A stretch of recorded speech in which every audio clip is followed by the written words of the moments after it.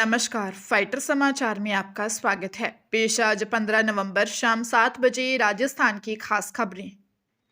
Rajasthan high court में राज्य सरकार ने जानकारी दी कि प्रदेश में सड़क हादसों में कमी लाने के लिए विस्तृत एक्शन प्लान बनाया जा रहा है। हाईकोर्ट ने एक्शन प्लान पेश करने के लिए राज्य सरकार को 26 नवंबर तक का समय देते हुए सुनवाई 27 नवंबर तक टाल दी है। कार्यवाहक मुख्य न्यायाधीश संजीव प्रकाश शर्मा और न्यायाधीश बीएस संधू की खंडपीठ ने सड़क हादसों को लेकर अधिवक्ता राजेंद्र शर्मा के पत्र के आधार पर दर्ज जनहित याचिका पर सुनवाई की। इस दौरान महाधिवक्ता राजेंद्र प्रसाद शर्मा ने कोर्ट को बताया कि राज्य सरकार की सड़क सुरक्षा संबंधी नीति और केंद्र सरकार के 2021 से 2030 एक्शन प्लान के आधार पर प्रदेश में विस्तृत एक्शन प्लान तैयार किया जा रहा है। साथ ही बताया कि करीब 600 पेज के इस एक्शन प्लान का ड्राफ्ट तैयार हो गया है, जिसे जल्द ही अंतिम रूप दिया जाएगा। राजस्थान पुलिस कांस्टेबल भर्ती की लिखित परीक्षा का परिणाम घोषित कर दिया गया है। परीक्षा में शामिल अभ्यर्थी अब अपना रिजल्ट आधिकारिक वेबसाइट police.rajasthan.gov.in पर जाकर देख सकते हैं। इस भर्ती प्रक्रिया के तहत कुल 10,000 पदों को भरा जाना है। लिखित परीक्षा 12 और 13 सितंबर को आयोजित की गई थी। क्वालिफिकेशंस के लिए निर्धारित न्यूनतम अंक श्रेणीवार अलग थे। सामान्य, EWS, BC और EBC वर्गों के लिए न्यूनतम 40% अंक आवश्यक थे, जबकि SC और ST वर्ग के उम्मीदवारों के लिए यह सीमा 36% थी। TSP क्षेत्र के अभ्यर्थियों को न्यूनतम अंकों की अनिवार्यता से छूट थी। लिखित परीक्षा में सफल उम्मीदवारों को अब शारीरिक दक्षता परीक्षा और शारीरिक मानक परीक्षा के लिए बुलाया जाएगा, जो दिसंबर के पहले सप्ताह में आयोजित होने की संभावना है।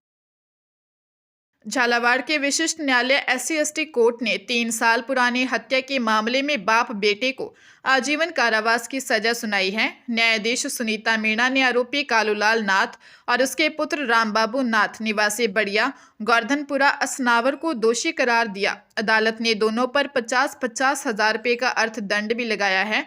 लोक अभियोजक महेश कुमार पाटीदार ने बताया कि यह घटना 7 अप्रैल 2022 की है। बाड़िया गोवर्धनपुरा निवासी बलराम की हत्या कर दी गई थी।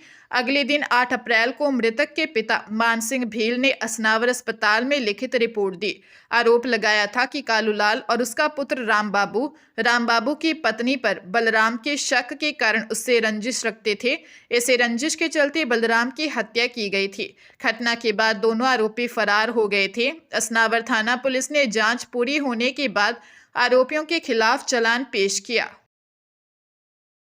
चूरू के रामसरा रोड पर पुलिस ने अनैतिक गतिविधियों की सूचना पर कार्रवाई की। सदर पुलिस और कालिका टीम ने संयुक्त अभियान में 3 महिलाओं को पूछताछ के लिए हिरासत में लिया। कालिका टीम प्रभारी के अनुसार पुलिस को क्षेत्र में संदिग्ध गतिविधियों की जानकारी मिली थी। इसी सूचना के आधार पर टीम ने बताए गए स्थान पर दबिश दी। दबिश के दौरान मौके पर 3 महिलाएं मिली। इनमें से एक महिला बिहार की, एक जालंधर की और एक उत्तर प्रदेश की बताई जा रही है। पुलिस पूछताछ में तीनों महिलाएं चूरू आने और यहां रुकने के अपने उद्देश्य के बारे में संतोषजनक जवाब नहीं दे पाई। इसके बाद पुलिस उन्हें थाने ले आई और आगे की पूछताछ शुरू कर दी। सदर पुलिस अब महिलाओं से यह पता लगाने में जुटी है कि वे किस मकसद से चूरू आई थी, किन लोगों के संपर्क में थी और रामसरा रोड पर एक कमरे में क्यों ठहरी हुई थी। राजस्थान के 2 लाख से अधिक दिव्यांग विद्यार्थियों के लिए राहत भरी खबर है। अब प्रदेश के सरकारी स्कूलों में 9वीं से 12वीं तक पढ़ाई करने वाले विद्यार्थियों को व्याख्याता मिल सकेंगे। राजस्थान में विशेष शिक्षा व्याख्याता का पद नहीं होने की वजह से विद्यार्थियों को मजबूरन वरिष्ठ अध्यापकों के सहारे ही पढ़ाई करनी पड़ रही थी। विभाग ने 242 पदों की वित्तीय स्वीकृति जारी कर दी है। इनमें से आधे पद पदोन्नति तो आधे पदों के लिए राजस्थान लोक सेवा आयोग की सीधी भर्ती के जरिए भरे जाएंगे। एक्सपर्ट का कहना है कि यदि शिक्षा विभाग ने तेजी से प्रयास किए तो ऐसे सत्र में दिव्यांग विद्यार्थियों को बोर्ड परीक्षाओं से पहले ही विशेष शिक्षक मिल सकेंगे। सेवा नियमों में संशोधन की वजह से 2 साल से यह मामला उलझा हुआ था। सूत्रों की माने तो विभाग की ओर से 6 विषयों में विशेष शिक्षा व्याख्याता की नई भर्ती की जाएगी। छात्र संघ चुनाव से जुड़े मामले में हाईकोर्ट में लगातार तीसरे दिन सुनवाई हुई। लंबी सुनवाई के बाद जस्टिस समीर जैन की बेंच ने फैसला रिजर्व रखा है। मामले में एडवोकेट शांतनु पारिक मामले में याचिकाकर्ता छात्र जयराव की ओर से पैरवी कर रहे हैं। वही सुनवाई के दौरान कोर्ट ने मौखिक टिप्पणी करी कि जिस प्रकार के हालात हैं उससे ऐसा प्रतीत होता कि राजस्थान विश्वविद्यालय अर्श से फर्श तक का सफर तय कर रहा है। ना तो लिंग दो समिति की सिफारिशों को लागू करवाने के लिए कोई गंभीरता तय समय सीमा में दिखाई गई, ना ही सत्र का कैलेंडर समय सारणी अनुसार इतने वर्षों से लागू करवाया जा रहा है, और ना ही विश्वविद्यालय छात्र संघ चुनाव से संबंधित संविधान के प्रावधानों की अनुपालना की जा रही है। राज्य सरकार की ओर से एजी राजेंद्र प्रसाद ने अपने तर्क दिए। इसके बाद न्यायालय ने फैसला रिजर्व रखा है। राजस्थान माध्यमिक शिक्षा बोर्ड द्वारा राज्य स्तरीय प्रतिभा खोज परीक्षा कल रविवार 16 नवंबर को होगी। प्रदेश में 41 जिलों में यह परीक्षा ली जाएगी। बोर्ड द्वारा ऑनलाइन प्रवेश पत्र और केंद्र सामग्री जारी कर दी गई है। आज से कंट्रोल रूम शुरू कर दिया गया है। बोर्ड सचिव गजेंद्र सिंह राठौर ने बताया कि कक्षा 10 और 12 के लिए राज्य स्तरीय प्रतिभा खोज परीक्षा STSE का रविवार सुबह 9 से दोपहर 1 बजे तक होगी। इसके लिए परीक्षार्थियों को प्रवेश पत्र बोर्ड की वेबसाइट पर अपलोड कर दिए गए हैं। सभी संस्था प्रधान इन्हें पूर्व में जारी लॉगिन ID पासवर्ड की सहायता से डाउनलोड कर हार्ड कॉपी निकाल कर परीक्षार्थियों को उपलब्ध कराएंगे। केंद्र अधीक्षक भी निर्धारित प्रक्रिया में अनुसार केंद्र सामग्री डाउनलोड कर लेंगे। पंजाब के मोहाली में पुलिस ने 9 करोड़ 88 लाख रुपए की फेक करेंसी बरामद की है। इसमें पुलिस को 1000 और 500 रुपए के पुराने नोट भी मिले हैं। SSP हरमनदीप सिंह ने बताया कि मामले में हरियाणा के कुरुक्षेत्र निवासी सचिन और गुरदीप सिंह को अरेस्ट किया गया है। गड्डी में असली नोटों के अंदर नकली नोट डाल रखे थे। इन पर पहले 7 करोड़ रुपए की ठगी का मामला भी दर्ज है। अब DSP की निगरानी में एक जांच टीम गठित कर दी गई है। SSP हरमनदीप सिंह हंस ने बताया कि जांच में सामने आया है कि यह गिरोह कई लोगों को ठगी का शिकार बना चुका है। अब ये करेंसी कहां से आई, इसकी जांच चल रही है। पूछताछ में आरोपियों ने खुलासा किया कि वे बंडलों के ऊपर और नीचे असली नोट रखते थे, जबकि बीच में नकली नोट भरते थे। प्राथमिक जांच में सामने आया है कि यह गिरोह पंजाब, हरियाणा और राजस्थान में ठगी की कई वारदातों में संलिप्त रहा है। उत्तरी हवाओं के तेज प्रभाव के कारण राजस्थान में इस समय मौसम में उतार चढ़ाव देखने को मिल रहा है। दिन के समय धूप खिली रहने से लोगों को कुछ हद तक राहत मिल रही है, लेकिन सुबह और शाम के समय तेजी से बढ़ती ठंड लोगों को कंपकाने लगी है।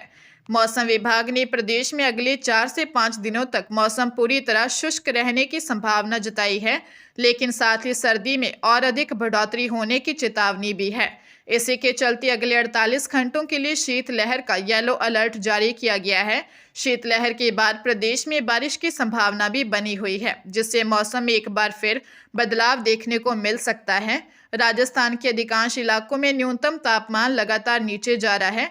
16 नवंबर से 20 नवंबर तक आसमान साफ रहने और मौसम शुष्क रहने की प्रबल संभावना है। हरियाणा के गुरुग्राम में लिव इन में रह रहे कपल ने अपने सीनियर की हत्या कर दी। साथ ही उसका शव यूपी के बॉर्डर पर फेंक दिया। पुलिस जांच में बॉयफ्रेंड गर्लफ्रेंड का एंगल सामने आया। दोनों को गिरफ्तार कर पूछताछ की तो हत्या का खुलासा हुआ। पुलिस ने मृतक का शव बरामद कर लिया। आरोपियों ने बताया कि सीनियर ने उनके लिव इन रिलेशन का मजाक उड़ाया था, इस कारण उसकी हत्या कर दी। पुलिस के अनुसार 40 वर्षीय सोनपाल 4 अक्टूबर को लापता हुआ था। उसके जीजा ने थाना सेक्टर 7 IMT मानेसर में उसकी गुमशुदगी की रिपोर्ट दी। सोनपाल मूल रूप से मथुरा का रहने वाला था और हाल ही में गुरुग्राम के खो गांव में किराए पर रह रहा था। जांच के दौरान पुलिस को पता चला कि यह हत्या का मामला है। इसके बाद पुलिस ने 26 वर्षीय कुशल पाल सिंह उर्फ कौशल निवासी गोंडा यूपी और उसके 19 वर्षीय प्रेमिका भावना निवासी कासगंज को गिरफ्तार कर लिया। चूरू जिले के रतनगढ़ के पाबूसर में पुरानी रंजिश के चलते 23 वर्षीय युवक की हत्या के मामले में पुलिस ने 5 आरोपियों को गिरफ्तार किया है। यह घटना 19 अगस्त की रात को हुई थी। पुलिस के अनुसार मृतक की पहचान 23 वर्षीय पूनम चंद के रूप में हुई थी। मृतक के दादा पेप्पाराम मेघवाल ने रिपोर्ट दी थी कि 19 अगस्त की रात उनके बेटे गुमानाराम ने फोन पर पूनम चंद की हत्या की सूचना दी। पेप्पाराम मेघवाल ने अपनी रिपोर्ट में उल्लेख किया कि घर के पास स्थित पानी की टंकी के पास गांव के ही जीवन राम ने पुराने रंजिश के चलते पूनम चंद की हत्या कर दी थी। CI गौरव खिड़िया ने बताया के मामले में मुकदमा दर्ज होने के बाद जांच के बाद गांव में ही 34 वर्षीय गोपाल राम मेघवाल, 22 वर्षीय कन्हैयालाल मेघवाल, 25 वर्षीय गणेश मेघवाल, 23 वर्षीय हनुमान और 18 वर्षीय डालचंद मेघवाल को गिरफ्तार किया है।